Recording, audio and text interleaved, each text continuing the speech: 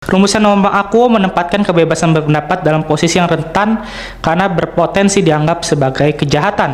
Pemohon menilai penerapan 256 KUHP seharusnya memberikan perlindungan dan kepastian hukum bagi warga negara. Namun demikian, norma Akuo justru mengaitkan ketentuan administratif dengan ancaman sanksi pidana tanpa rumusan yang jelas dan terstruktur. Kondisi tersebut berpotensi memperluas ruang penafsiran terhadap suatu perbuatan pidana, membuka peluang terjadinya penyalahgunaan kewenangan oleh aparat penegak hukum, serta menimbulkan ketidakpastian hukum.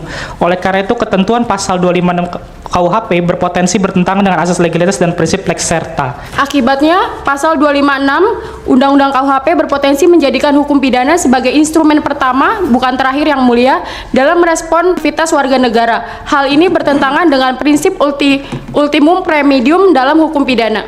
Ada beberapa hal yang menjadi asas yang perlu dipertimbangkan, yaitu asas legalitas, di mana dalam hukum pidana mensyaratkan bahwa setiap norma pidana harus dirumuskan secara jelas, tegas, dan tidak multitafsir. Prinsip ini dikenal sebagai lex serta, yang bertujuan melindungi warga negara dari kesewenang-wenangan. Pasal 256 Undang-Undang KUHP menggunakan istilah-istilah yang bersifat abstrak dan subjektif, seperti kepentingan umum, keonaran, dan huru-hara, tanpa memberikan batasan normatif yang dapat diukur. Ketidakjelasan ini menyebabkan warga negara tidak dapat mengetahui secara pasti perilaku apa yang dilarang dan kapan suatu tindakan dapat dipidana. Sebaliknya, aparat penegak hukum diberikan ruang tafsir yang terlalu luas yang berpotensi melahirkan penegakan hukum yang tidak konsisten dan diskriminatif.